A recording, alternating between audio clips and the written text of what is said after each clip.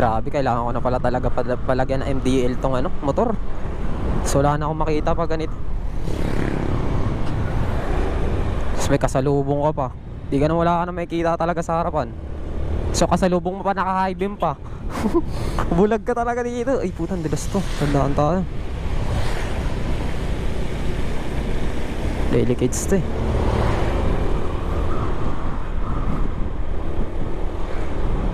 Ayun na, Antipolo na.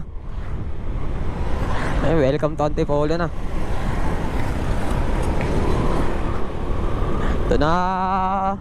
Only banking na. Nag-record ba? Nag-record. Only banking na to, boy. Pakat na to na sa ano, Dalig. Barangay Dalig. Ay no, yun no. Taso. Naalala ko mga ano eh, way back 2018, 2019. Paborito rin namin puntahan yung Pililye. Tapos syempre dito dadaan yun eh. Alam ko hirap na hirap pa kami nandito umaon. Hanggang doon sa may pinakatuktok sa may taas. Sa may bandang Dalig na. Ito oh, dito ang hirap na ito. Akitin pre bike. Hirap na hirap kami dyan. Kaya mga kaibigan ko dyan, galing kaming Pililya tapos pabalik dito. Ito yung ayaw na namin daanan. Kaya ang nangyayari, kapag pumupunta kami ng Pililya, nagiging Laguna Loop. Kahit ako pag magsa-solo ride ako noon na Pililyang natatarget ko, bihira lang ako bumabalik na dito eh. Kasi ito nakakatamad na to eh. Ngayon paglagpas mo kasi dun sa may Mabitak, wala na pagbaba mo dun sa may ano, yung may malaking Red Horse. Puro patag na yun hanggang makarating ka ulit ng Maynila.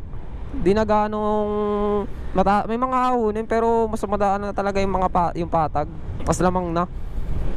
Kaya parang sabi mo yung anin mo pa rito, akitin mo pa ito. Parang nakakatamad na yun dati. Kaya mas pinipili na lang maging Laguna Loop, yung Pililya lang dapat eh. Pero masaya rin magbike. Siguro sa mga susunod na ano, buwan, pag nagkapera na. Binenta ko kasi yung bike ko eh, kasi nagka-injury din ako sa ano eh, kaliwang tuhod ko. Ang hirap na pumadyak, di nakagaya dati. Kaya sabi ko ipapahinga ko na lang muna. Ewan ko, depende kung makabalik pa tayo. Kung makabili pa ng bike. Kaya ito ko na kasi may motor na eh, nung nagka-lisensya wala na. Pero iba pa rin talaga yung saya ng ano, pagbabike.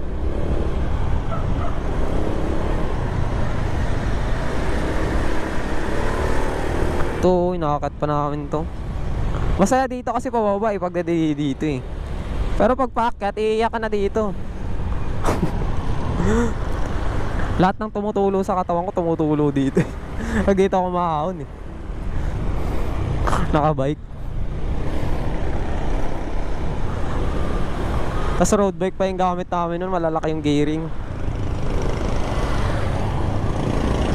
Tapos budget meal lang yun na bike.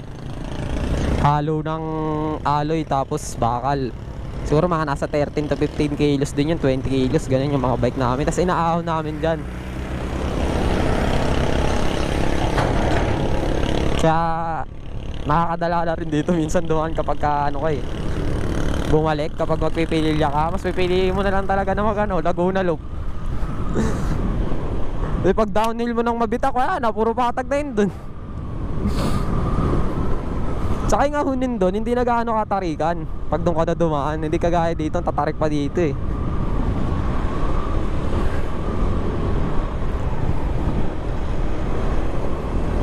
Tsaka di pa to ganito kalawak dati. Ayun yung walang espalto na yun na parte ng kalsada, kung nakikita nyo yan, wala pa yan, ginagawa pa lang yan. Ito pa lang yung kalsada dati. Ayan hanggang dyan sa ibang ano na yan, wala pa yan. Ayan, wala pa yan. Ito pa lang yung kalsada nung dati, ginagawa pa lang yan. May mga poste pa yan dyan sa gitna eh. 2018 pa, 2019 pa yun eh.